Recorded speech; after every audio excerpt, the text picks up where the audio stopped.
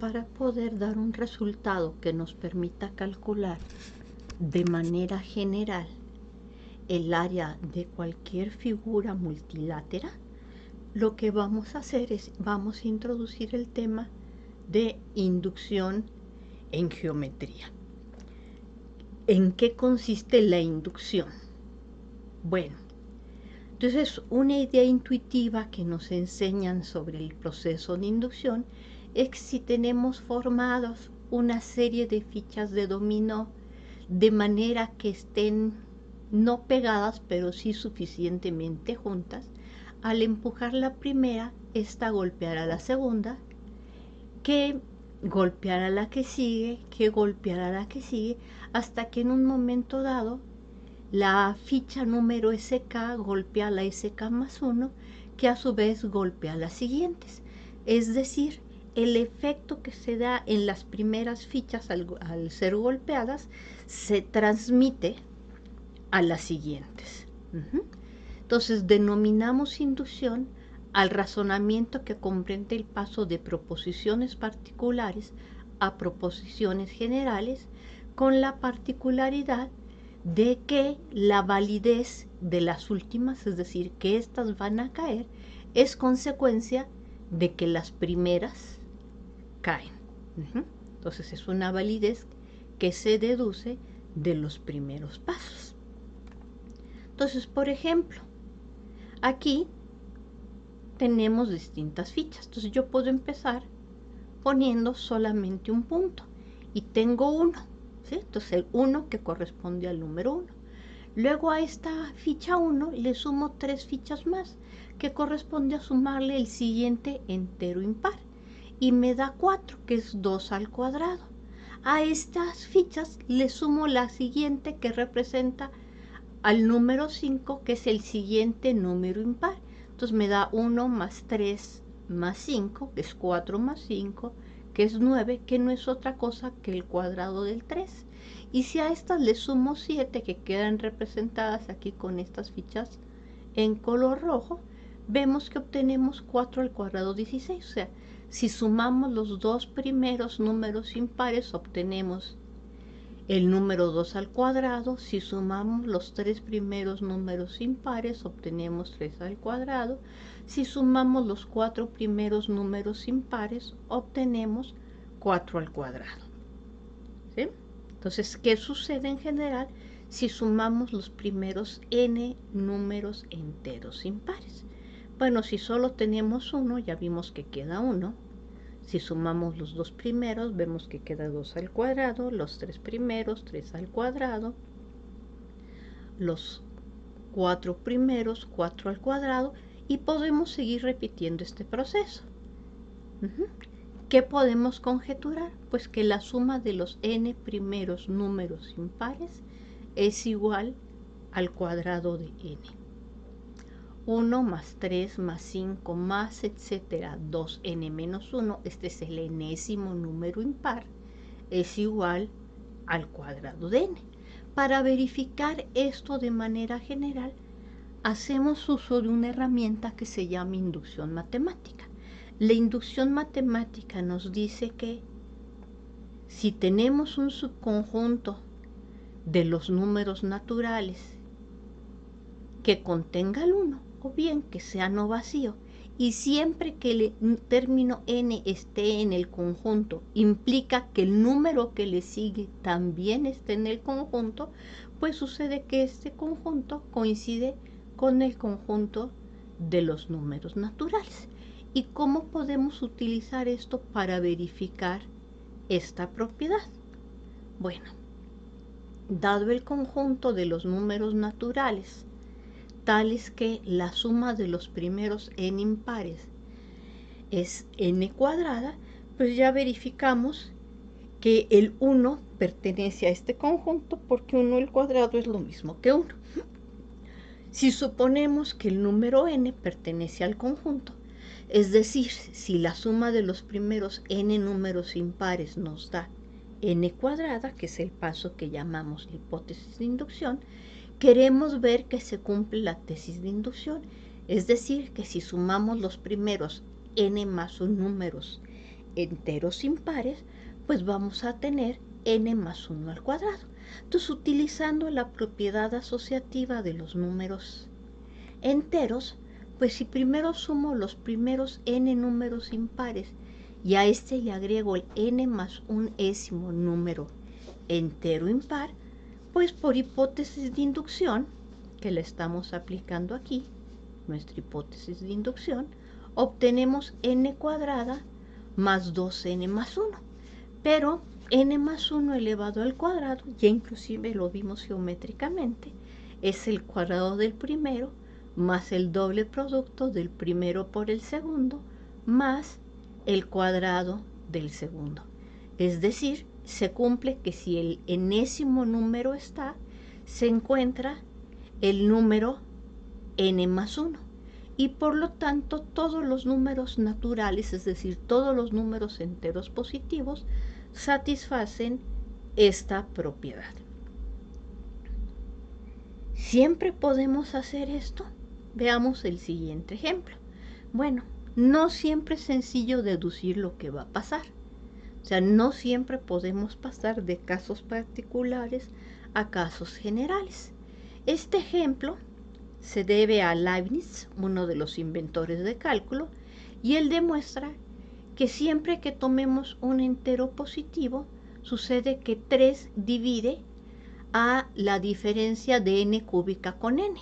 O sea, 3 divide a n cúbica menos n. En otras palabras, n cúbica menos n es un múltiplo entero de 3. También tenemos que n quinta menos n es un múltiplo entero de 5, sin importar qué número entero positivo estemos tomando.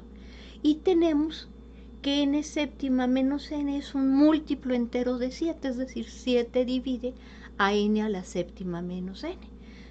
¿Qué podemos conjeturar? Pues que esto va a seguir pasando para los números enteros impares. Y en efecto, esto es lo que conjetura Leibniz. Entonces, la conjetura es que para cada entero impar, el número k divide a n a la k menos n. Pero rápidamente se dio cuenta que su conjetura era incorrecta. ¿Cómo se da cuenta?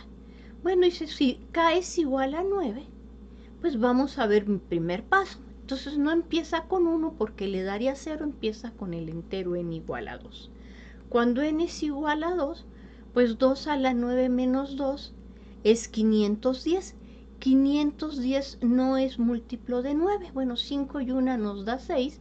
Entonces 510 entre 3 nos da 170, pero 7, 1 es 8, más 0 es 8, y 8 no es múltiplo de 3, así que 9 no divide a 510. Entonces aquí se acabó la conjetura. Entonces alguien puede conjeturar, bueno, es que además 3, 5 y 7 no solamente son impares, pues además son primos. Bueno, pues entonces traten de ver si en efecto, para el siguiente número primo, que es 11, 11 divide a n a la k menos n. No lo voy a hacer, piénsenlo tantito. Sí, pero en general la conjetura era que todo número impar cumple esta propiedad. Entonces traten ustedes de ver si para primos impares esto es cierto, viendo, por ejemplo, el caso 11. Por cierto, el problema todavía no está resuelto. Muy bien. Nuestro siguiente ejemplo, este ya tiene que ver con inducción geométrica. Entonces, fíjense que aquí tengo una figura multilátera, ¿ok? Y aquí ya la hemos dividido en triangulitos.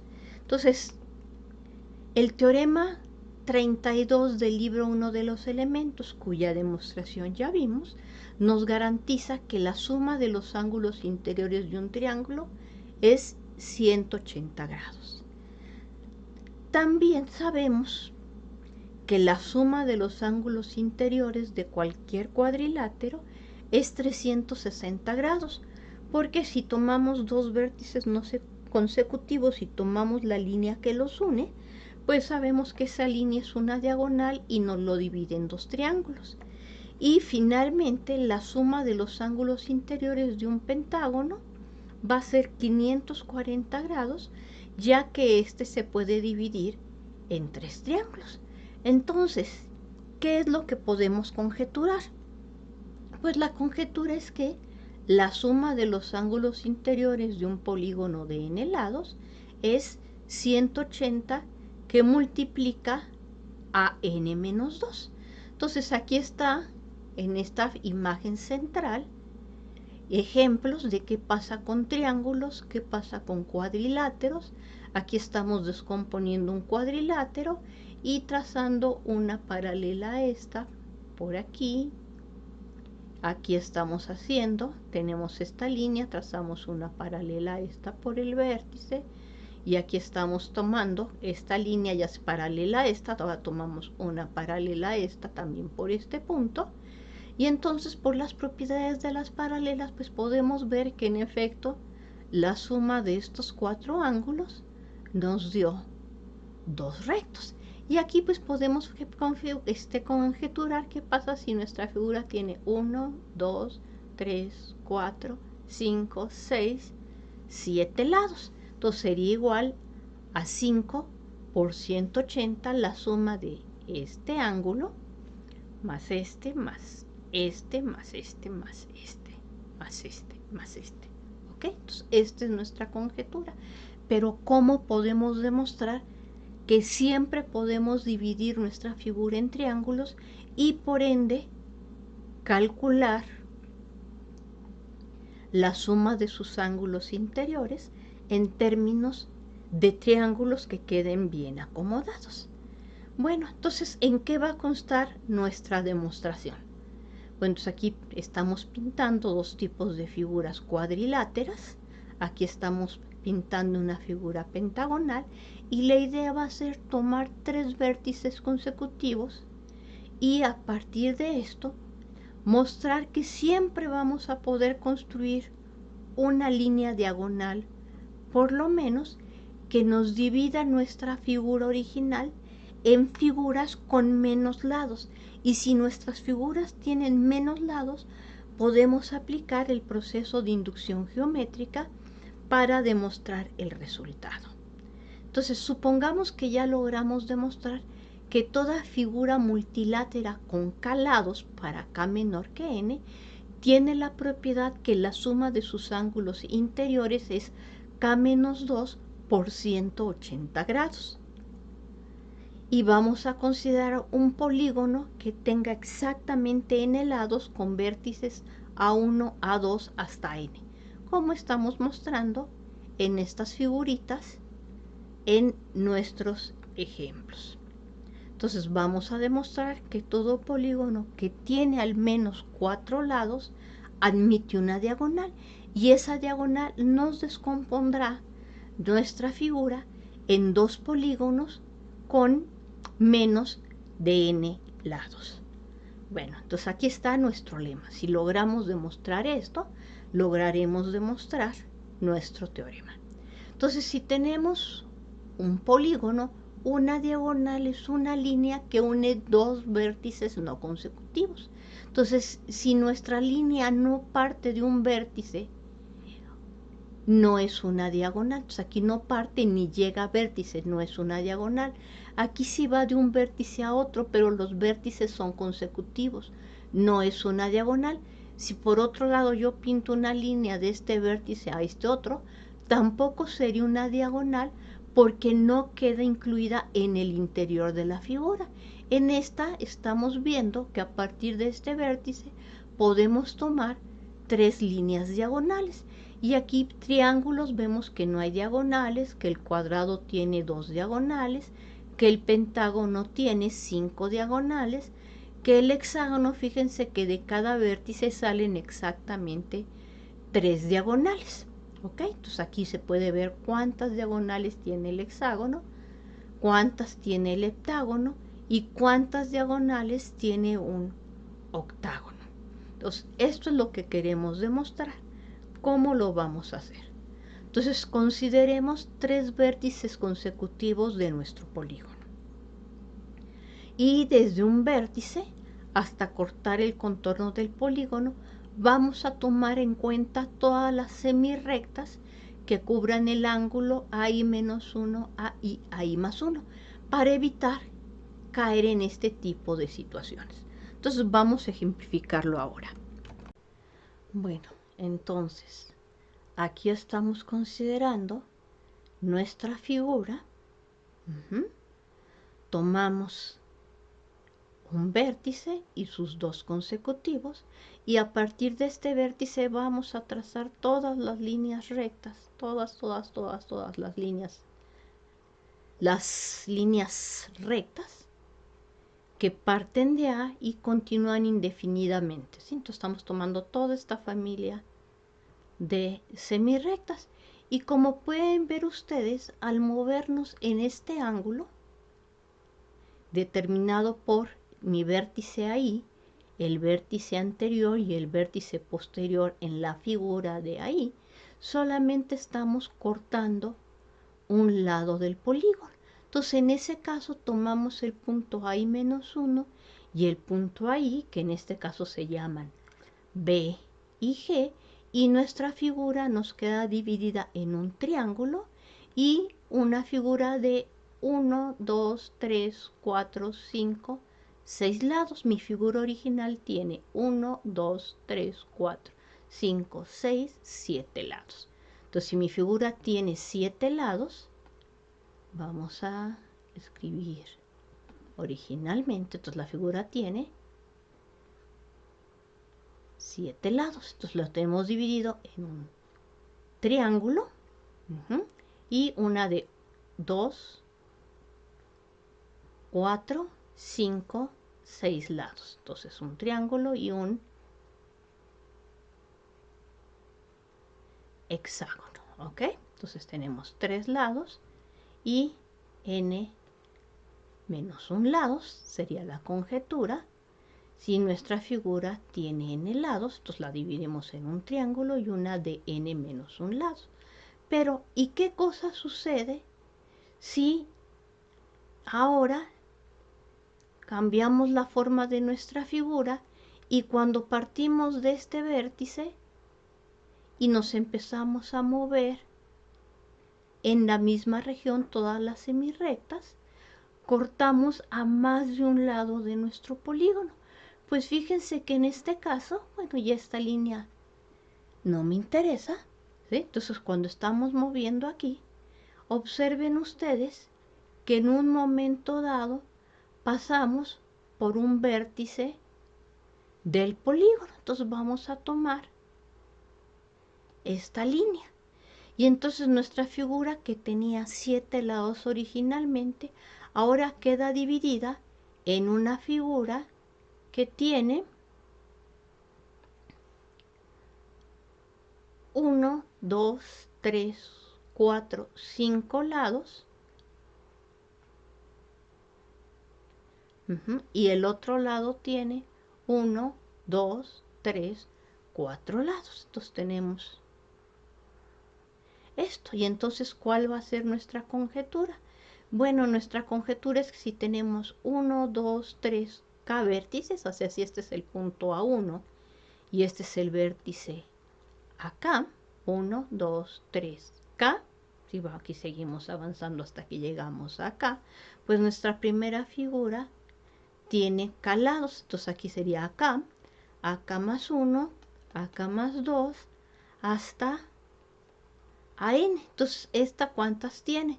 Entonces, fíjense, A1 a acá son 2 lados, y desde acá hasta acá, pues tendríamos que es N menos K, que son los que estamos contando aquí, más este de aquí, más este de acá, serán N menos K más este, N menos K más 2, ¿sí? Entonces, aquí estamos diciendo 7, que fue el número que nos dio en nuestro ejemplo, y aquí estamos, K nos salió 5, ya que estaremos diciendo 7 menos 5 es 2 más 2, 4.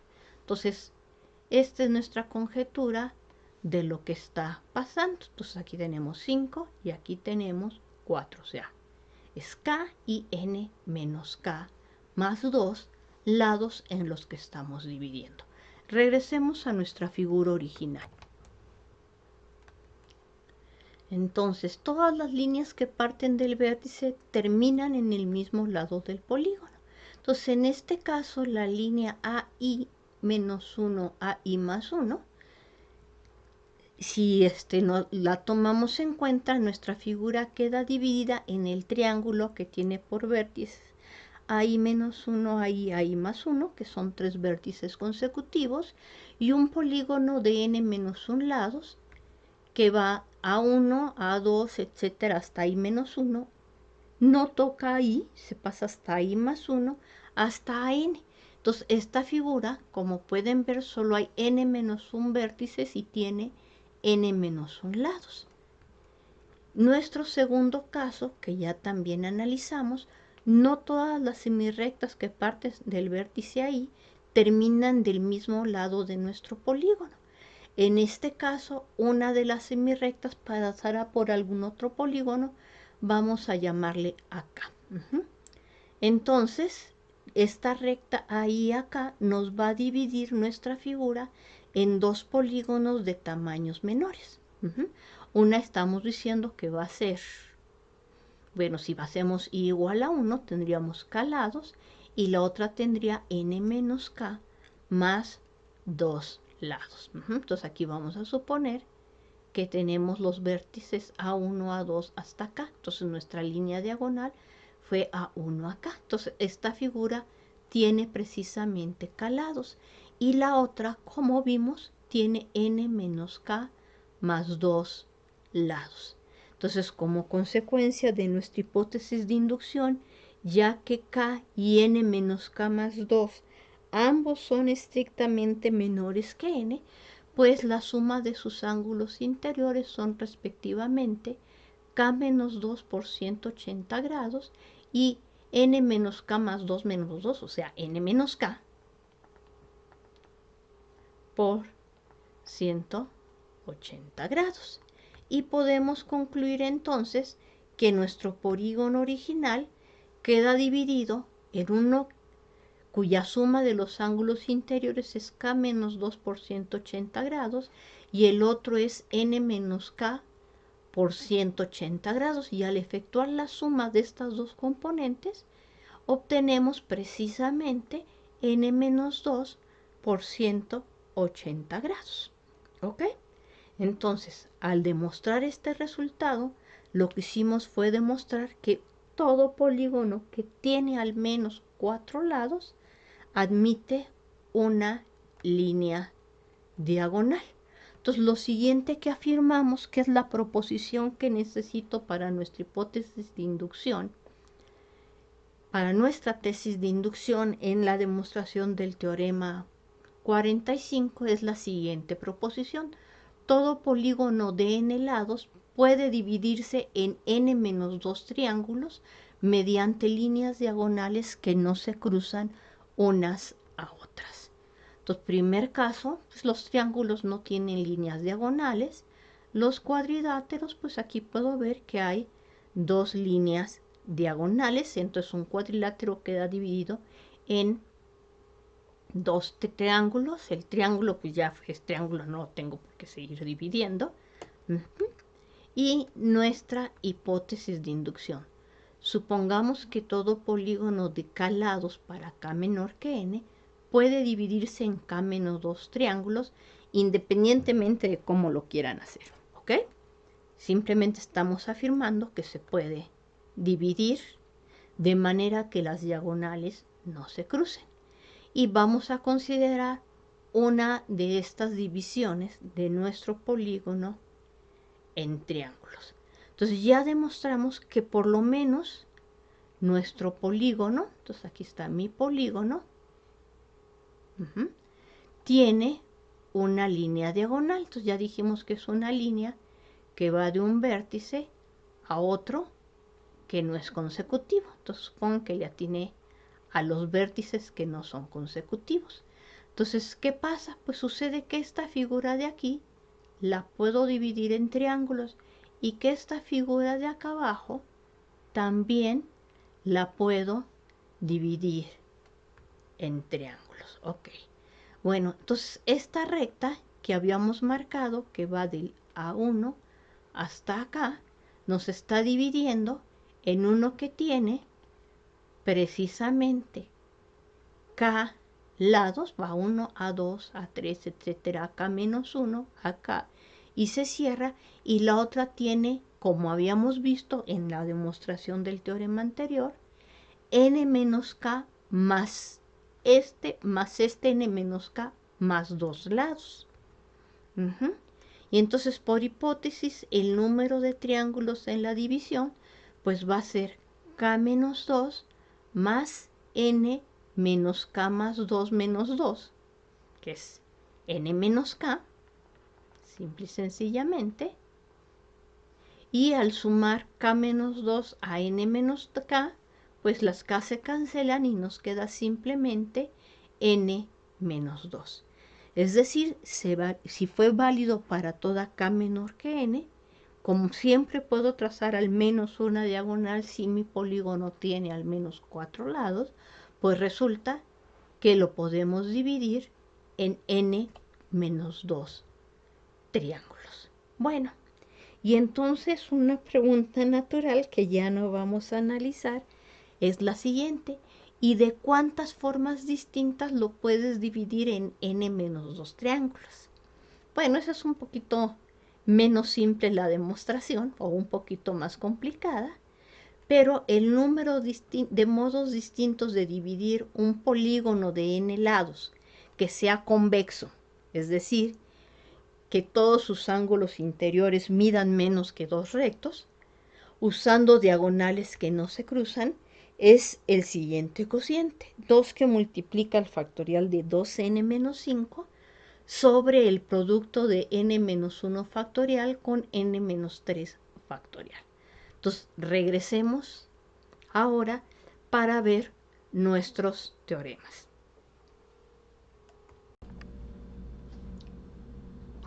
Hola, en la presente sesión vamos a mostrar cómo es posible calcular el área de cualquier figura multilátera utilizando el hecho de que esta figura la podemos dividir en triángulos. Recuerdo que para calcular el área de un triángulo, los teoremas anteriores nos determinan cómo hacerlo comparando con un paralelogramo. Entonces, para poder hacer esta división en figuras y poderlas pegar para poder calcular el área de la figura, necesitamos primeramente este teorema, que es un lema de nuestro criterio general. Este teorema nos dice que en un ángulo rectilíneo dado es posible construir un paralelogramo cuya área sea igual a la de un triángulo dado.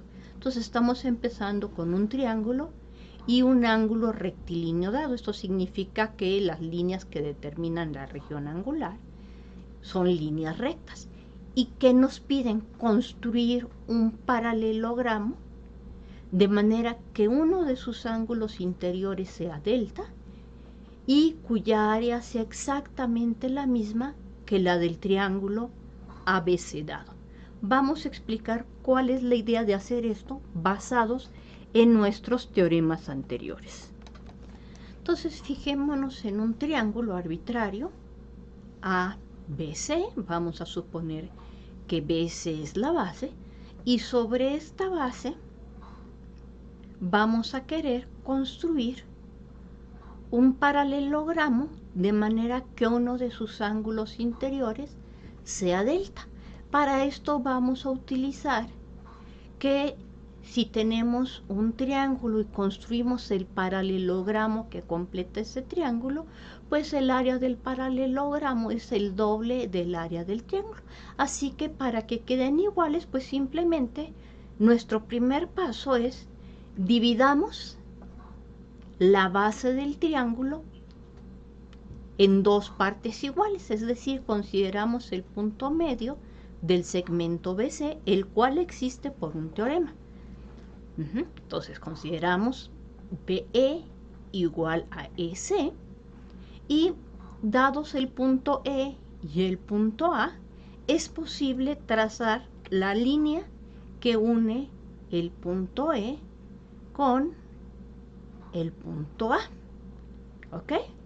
Bueno, de acuerdo con los teoremas de la teoría de paralelas que hemos demostrado en la sesión anterior, dado una línea recta y un punto fuera de ella, es posible trazar una paralela a la recta dada, a saber ABC, por el punto dado A. Entonces tracemos esta línea recta y también tracemos sobre la línea EC un ángulo CEF igual al ángulo delta. Entonces estamos haciendo aquí estas dos construcciones. Entonces la línea AF es paralela a la línea BC o EC, me da exactamente lo mismo.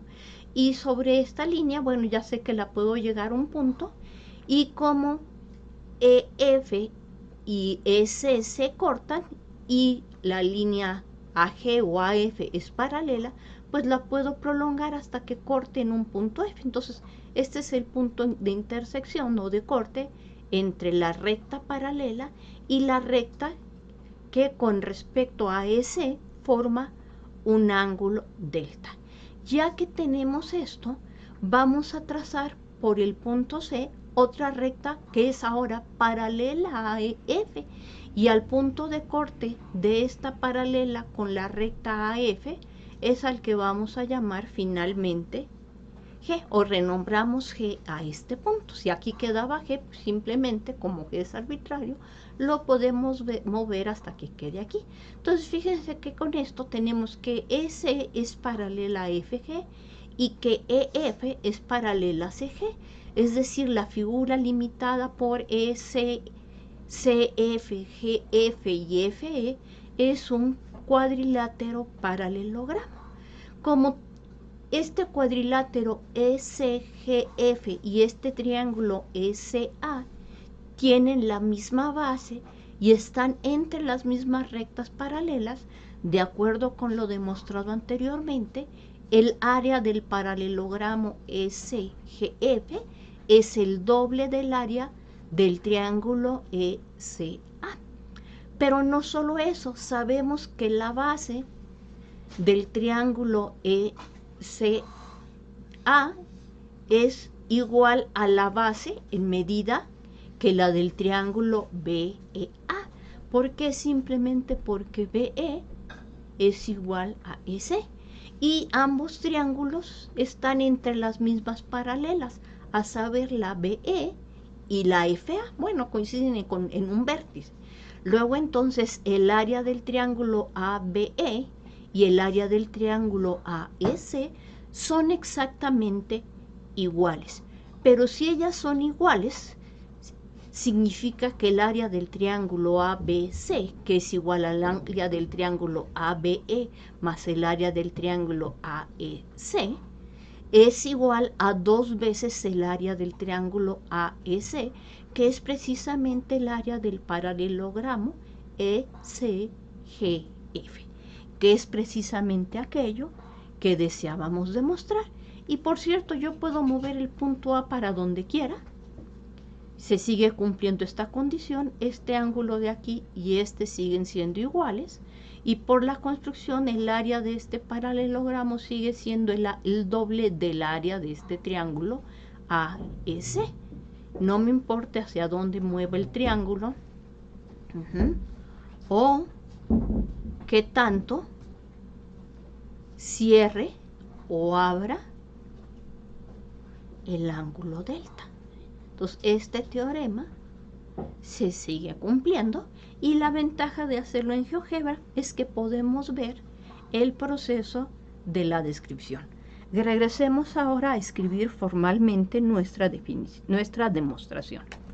Como tenemos nuestro triángulo ABC, tomamos la base BC y tenemos el ángulo rectilíneo dado, nuestro primer paso es consideramos el punto medio E del segmento BC y trazamos la recta AE. Este fue nuestro primer paso.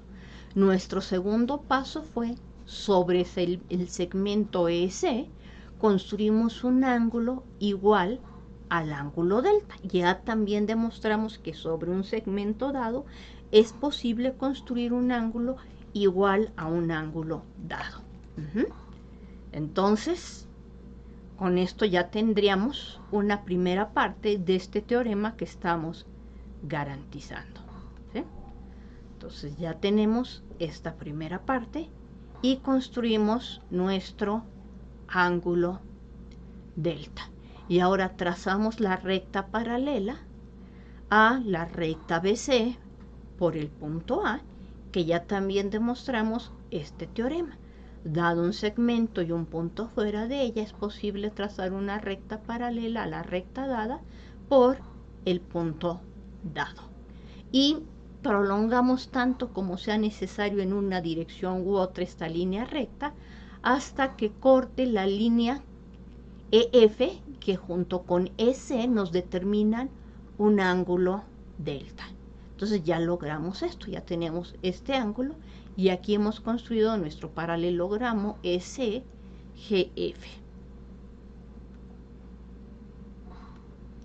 Muy bien, entonces este paralelogramo que aquí hemos marcado en azul clarito está entre las paralelas EFCG y EC y FG, pero en particular está entre EC y FG y tiene la misma base que el triángulo AEC, por estar entre las mismas paralelas, a saber AG paralela a BC, y tener la misma base, a saber la EC del triángulo AEC, tenemos que el área del paralelogramo FECG es el doble del área del triángulo AEC, pero el área del triángulo AEC es la mitad del área del triángulo ABC. Por ende, el área del triángulo ABC y la del paralelogramo SGF son exactamente iguales, como deseábamos demostrar. Muy bien, y esta va a ser la primera parte que necesitamos para ver el área de cualquier figura poligonal o multilateral, siempre y cuando los lados sean segmentos de línea recta. Entonces nuestro siguiente teorema es, que también es base para esto, es en cualquier paralelogramo, los complementos de los paralelogramos situados en torno a la diagonal son iguales entre sí, pero esta igualdad nuevamente es en área. Recuerden que estamos haciendo descripciones en área. Entonces tenemos un paralelogramo dado ABCD, nos fijamos en una de sus diagonales o diámetros, en este caso la definición coincide, y nos fijamos en los paralelogramos que tienen diagonales EF y GH situados alrededor de AC, y nos fijamos en los paralelogramos que tienen diagonales BI e ID, que son los que llamamos complementarios. ¿Qué estamos afirmando? Pues estamos afirmando que el área del paralelogramo con diagonal BI es igual al área del paralelogramo con diagonal ID. ¿Cómo demostramos esto? Entonces, de nuevo, voy a GeoGebra para ver que esto funciona siempre y luego regresamos aquí para escribir nuestra demostración completa. Entonces tenemos nuestro paralelogramo A, B, C, D. Tomamos la diagonal AC de nuestro paralelogramo. Sobre esta diagonal tomamos un punto arbitrario G. Y entonces fíjense que se ha dividido nuestra figura en 1, 2, 3, 4 paralelogramos. Los paralelogramos complementarios son el FG y D, cuya diagonal una es FI y la otra es GD, y el paralelogramo GHBE con diagonales GB y EH, ¿sí?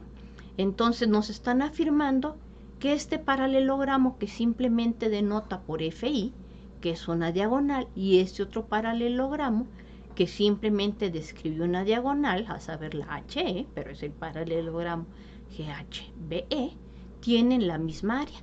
Este chiquito, DFGI, y este paralelogramo GHBE, vamos a ponerlos aquí marcaditos, un poquito más oscuros para que se distingan. Lo que estamos afirmando es que tienen exactamente la misma área. Y bueno, a nivel experimental, desde luego que podemos medir esta área y esta área para esta figura que dibujé. Y fíjense que me está diciendo que es exactamente la misma. Lo que yo digo es que no me importa si mi paralelogramo tiene una forma rectangular, cuadrada, está inclinado hacia un lado o hacia el otro, siempre estos paralelogramos complementarios van a ser en área iguales. Entonces, ¿cuál va a ser la idea de esta demostración? Bueno, nos fijamos en el triángulo ACD y en el triángulo ABC. Entonces, ¿qué sabemos? Pues sabemos que una diagonal nos divide al paralelogramo en dos triángulos congruentes, a saber, el triángulo ADC y el triángulo ABC. Son dos triángulos congruentes, ya que el lado AD es igual al BC, el lado DC es igual al lado AB, y el lado AC, que es la diagonal, es un lado común, o si quieren, eso sería por criterio lado, lado, lado. O bien, como ya hemos demostrado, en un paralelogramo los ángulos opuestos son iguales, es decir, el ángulo ADC y el ángulo ABC son exactamente iguales. No me importa cuál de los dos criterios de congruencia quieran usar. Tenemos que el triángulo que hemos achurado en verde y el que hemos achurado en azul son congruentes, en particular tienen exactamente la misma área. Ahora bien, como el AHGF, por ser la línea FE paralela a la línea AH, es un dominio paralelogramo y tiene a AG como diagonal, pues también el triángulo AGF es congruente con el triángulo AHG. Entonces, esta área y esta área en particular son iguales. Y de igual manera, pues tendremos que FE es paralela a DC y también sabemos que GI es paralela a CE. Luego entonces, el área del triángulo GCI y el GEC son exactamente las mismas. Pero si al todo verde, que es el triángulo ACD, le quitamos el área de estos dos triángulos, pues nos queda el triángulo, nos queda el paralelogramo FG y D. Más cosas iguales a una tercera son iguales entre sí. Entonces, al haberle quitado al triángulo el verde estos dos otros triángulos más pequeños, pues me va a dar exactamente lo mismo que al triángulo grande azul quitarle estos dos triángulos más pequeños azules. Y entonces, los restos en área serán iguales, es decir, el área del FG y D y el área del paralelogramo HBEG son iguales. Entonces no me importa por dónde hacemos que pase nuestra recta paralela. Si el punto está más arriba o está más abajo, esta condición se cumple. No me importa si el paralelogramo está inclinado hacia un lado, hacia el otro, si es alto, pequeño. Estas dos áreas siempre serán iguales. Muy bien, regresemos a nuestra demostración con todos los detalles. Como dijimos hace un momento, tomemos nuestro dominio paralelogramo ABCD, consideramos un diámetro o diagonal AC y nos fijamos en los paralelogramos ECIG y AHG. F alrededor de la diagonal, ¿ok? Y en los paralelogramos complementarios, que son el BEGH y el IDFG, ¿ok? Que son los paralelogramos, estos que aquí quedaron lisitos. Bueno, como ABCD es un dominio paralelogramo y AC es una diagonal, como mencionamos hace un momento, el triángulo ABC y el triángulo ACD son congruentes, ¿ok? Pero, me volvió a fallar el comando cambiar de página. Bueno, entonces sí, vamos aquí. Nuestros triángulos son congruentes, pero por la misma razón también el triángulo AHG y el AFG son congruentes, y el GEC y el GIC resultan ser triángulos congruentes, ¿ok? Entonces aquí ya estamos afirmando la congruencia de estos triángulos que también quedaron alrededor de la línea diagonal. Pero el triángulo ABC, si le quitamos los triángulos AHG y HEC, pues nos queda el paralelogramo HBEG.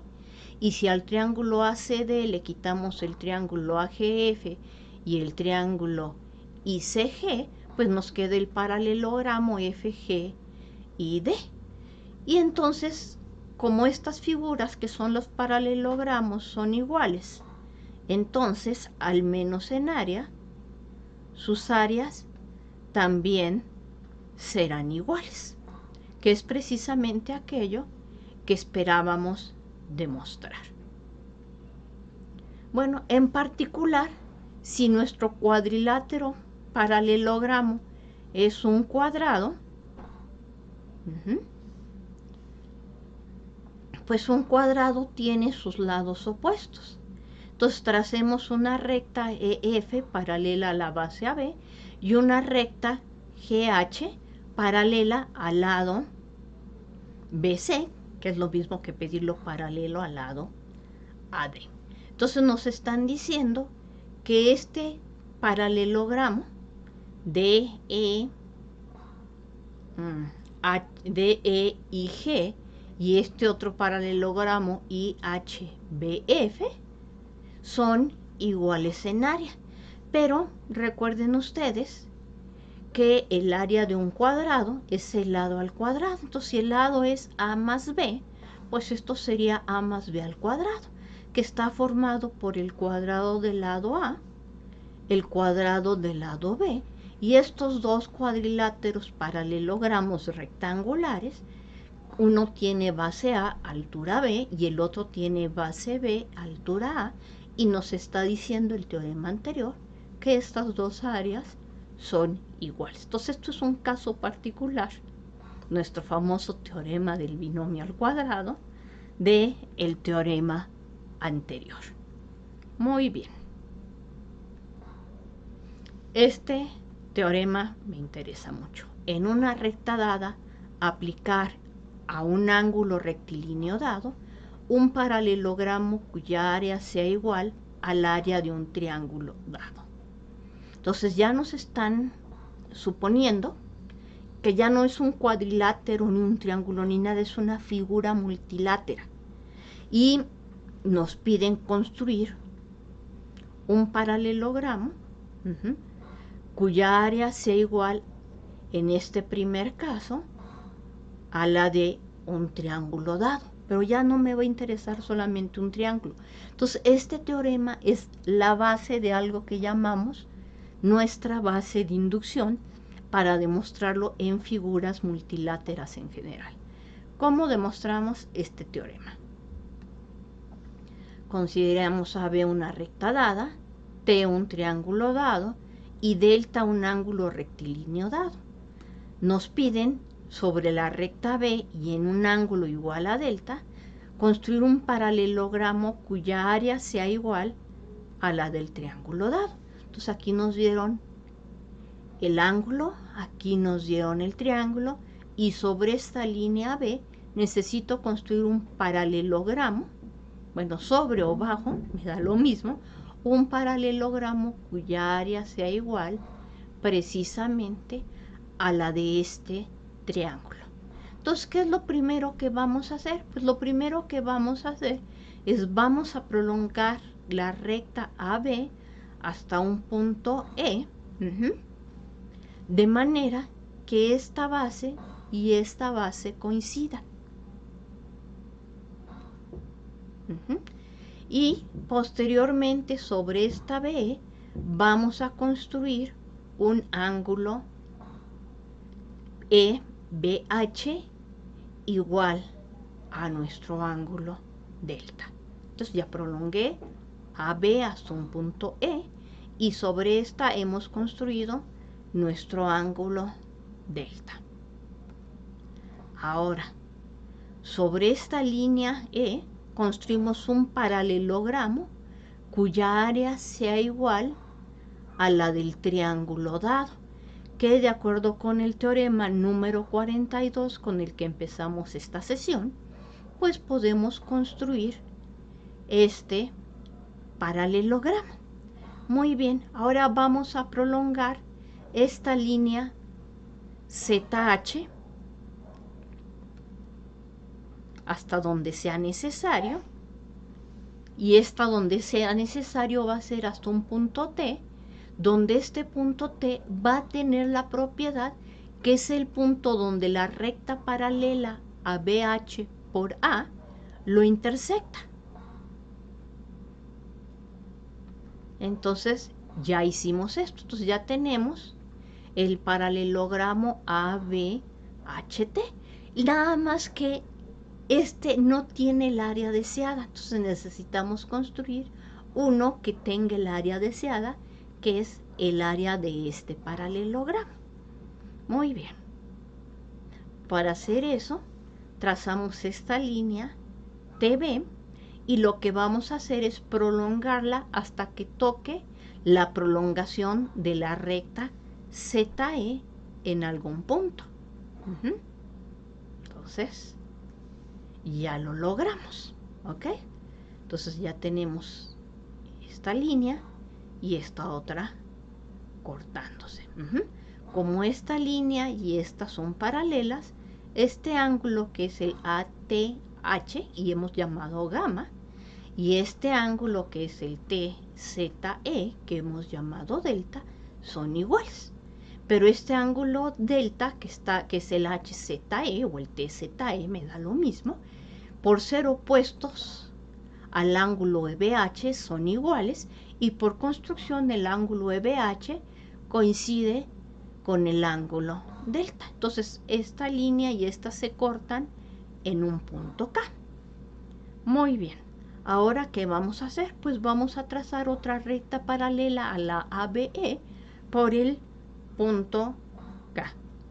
Entonces ya trazamos esta línea LK paralela a la ABE, porque hay BE y están en la misma línea, por este otro punto. Y vamos a trazar ahora las rectas, bueno, vamos a prolongar la recta TA hasta un punto donde intersecte a esta, y a ese punto de intersección es al que vamos a renombrar como L, y también vamos a prolongar la recta HB hasta un punto M. Entonces ya tenemos estas prolongaciones. Y entonces, ¿qué podemos decir? Pues podemos decir que por ser opuestos por el vértice, el ángulo EBH y el ángulo ABM son iguales. Y por ser LKZT un cuadrilátero paralelogramo con diagonal TK, los cuadriláteros complementarios construidos con respecto a la diagonal son iguales en área, es decir, el área del paralelogramo BEZH y el área del paralelogramo LMBA son exactamente iguales, ¿ok? Pero este paralelogramo ya está, bueno, sobre o bajo me da lo mismo, el segmento AB y tiene la misma área que el HBEZ, pero por construcción el paralelogramo HBEZ tiene precisamente la misma área que la del triángulo T. Y eso es precisamente aquello que esperábamos demostrar, que sobre este segmento puedo construir un paralelogramo, este que quedó aquí abajo anaranjadito, cuya área sea la misma que la de este triángulo que aquí arriba estamos marcando en color azul. Bueno, construir con un ángulo determinado dado un paralelogramo cuya área sea igual al área de una figura rectilínea dada. Entonces, todos los teoremas previos que hemos visto en la sesión de hoy, que son el 42, el 43, el 44 y la parte de inducción geométrica, son para demostrar este resultado. Entonces, consideramos, entonces va a empezar con un cuadrilátero ABCD, nuestra figura rectilínea dada, y consideremos epsilon el ángulo rectilíneo dado. Entonces, que queremos construir en el ángulo epsilon un paralelogramo cuya área sea igual al del cuadrilátero ABCD dado. Entonces ya tenemos aquí nuestro cuadrilátero ABCD, tenemos nuestro ángulo dado. Ya demostramos por inducción geométrica que este cuadrilátero lo podemos dividir por medio de una diagonal en dos triángulos. Bueno, ¿y qué es lo que vamos a hacer? De acuerdo con los teoremas anteriores, podemos construir un paralelogramo KTHZ sobre el ángulo D y cuya área sea igual a la de este triángulo azul ABD. Lo que vamos a hacer a continuación es, sobre el lado HT, vamos a construir con ángulo delta un paralelogramo cuya área sea igual a la del triángulo BCD. Entonces, ya hacemos esto. Entonces, ya lo hicimos aquí. Y entonces, bueno, la línea ZK y la línea HT resultarán ser paralelas. Y el ángulo ZKT y el ángulo HTM, por construcción, resultan ser iguales y son iguales a delta. Y entonces el ángulo complementario, que es el HTK, el ángulo suplementario, que es el HTK, al ángulo delta, pues nos estaría diciendo que el punto T, el punto K y el punto M están sobre la misma línea recta. Entonces ya tenemos que K, T y M son puntos colineales. Entonces sobre esta construimos este y estos puntos quedaron colineales, y de igual manera podemos ver que Z, H y L también son puntos colineales. ¿Por qué? Porque los ángulos alternos con respecto a rectas paralelas pues son iguales. Entonces ya tenemos que también estos son iguales, ¿ok? Entonces ya tenemos ZL paralela a KM, tenemos que ZK es paralela a LM y que el cuadrilátero KMLZ es un cuadrilátero paralelogramo cuya área es la suma del área azul más el área roja, pero el área azul es igual al área de este triángulo, el área roja es igual al área del otro triángulo, y el ángulo delta se está formando tanto en este vértice como en el vértice ZLM. Entonces, hemos construido el paralelogramo con las condiciones que se está pidiendo. Si nuestra figura tuviera más lados, pues entonces lo que hacemos es aplicar nuestra inducción geométrica. Entonces vamos a aplicar el proceso de inducción ejemplificado con esta figura. Entonces ya vimos que se puede hacer para un triángulo Ya vimos que se puede hacer para un cuadrilátero, queremos ver que se puede hacer para más lados si hemos triangulado nuestra figura. Entonces, con nuestras herramientas, ¿qué vamos a hacer? El teorema 44 nos dice que si tenemos un ángulo dado, marco el ángulo, en sentido contrario a las manecillas del reloj con el ángulo dado. Un triángulo, indico los vértices del triángulo. Y sobre este segmento, entonces voy a ir de derecha a izquierda para que el paralelogramo quede arriba de este segmento. Hemos construido un paralelogramo con este ángulo sobre el segmento dado. El área de este triángulo rojo clarito y este rojo oscuro es exactamente la misma. Al final vamos a verificarlo. Ahora, ¿qué quiero? Sobre GI quiero construir un triángulo igual al que sigue en esta partición y que tenga la misma área. Pues bueno, volvemos a aplicar el teorema 44. Seleccionamos este ángulo, seleccionamos este triángulo siguiente que hemos dado, se marcaron los 3 puntos y seleccionamos el segmento GI y con esto hemos construido otro paralelogramo. Vamos a ponerlo en color naranja a este otro triángulo, también vamos a ponerlo en color naranja para al final poder dar las relaciones de las áreas entre los distintos triángulos. ¿Ok? Entonces vamos a ponerlo color naranja y vamos a ponerlo un poquito más oscuro. Ya sé por qué se ve así, porque el polígono de abajo está en color café, entonces la transparencia no me deja verlo en color naranja. Entonces ya lo marcamos también en color naranja, ¿sí? Entonces aquí este ángulo delta es el mismo ángulo que hemos marcado aquí.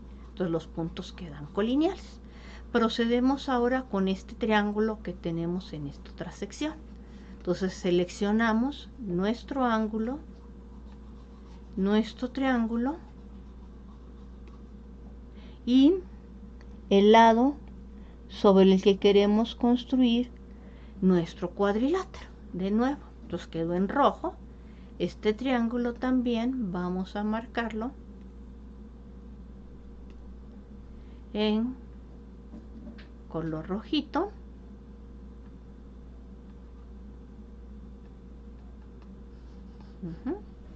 Un poquito más oscuro que el anterior.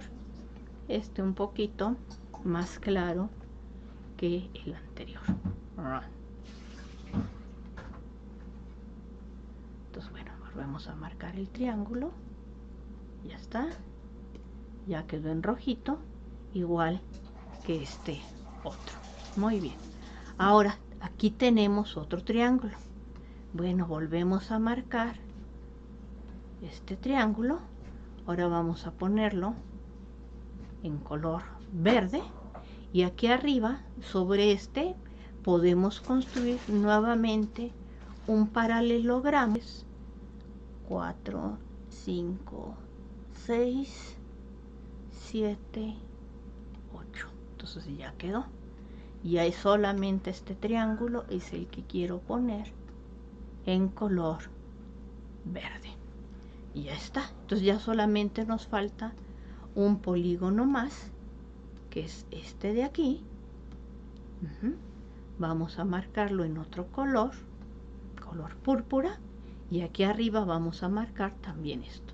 Entonces seleccionamos nuestra herramienta y configuramos, al haber hecho el teorema 44, nuestra herramienta. Entonces marcamos el ángulo delta, marcamos el triángulo en púrpura y señalamos el segmento. ¿Ok? Y entonces el área de este paralelogramo deberá ser igual al área de este triángulo púrpura. Entonces, a ver, entonces señalamos, este corresponde al color rojo, pero medio palidón, que tenemos aquí arriba. Entonces vamos a comparar las áreas de las figuras. Entonces el área de este paralelogramo es 3.65 unidades, que afirmamos que es lo mismo que el área de este triángulo. El área de este paralelogramo naranja nos dice que es 2.1, que es exactamente el área de este paralelogramo naranja. El área de este paralelogramo rojo nos dice que es 1.3, igual que el área de este triángulo rojo. El área de este paralelogramo verde, 3.84, igual que el área de este triángulo verde. El área de este triángulo morado, 1.25, igual que el área de este triángulo en morado.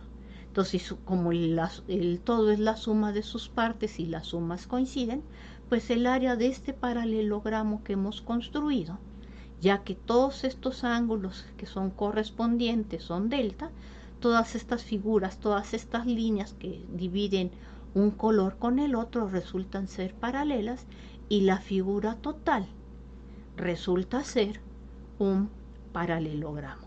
Entonces así es como funciona nuestro teorema. Entonces, si la construcción ya fue válida para dos triángulos, suponemos que es válida para la partición de nuestro polígono de n lados en n-2 triángulos. Ya lo demostramos para n-1. Entonces ahora sobre el lado LM construimos un paralelogramo cuya área sea igual al n-2º triángulo con ángulo delta. Y entonces la figura que se forma resulta ser un paralelogramo, con lo cual concluye nuestra hipótesis de inducción. Muy bien. Entonces esto es válido para cualquier polígono de n lados. Y entonces, ¿qué pasa con la circunferencia? La circunferencia no es una figura multilátera, es solamente una línea donde todos sus puntos se equidistan del punto llamado centro.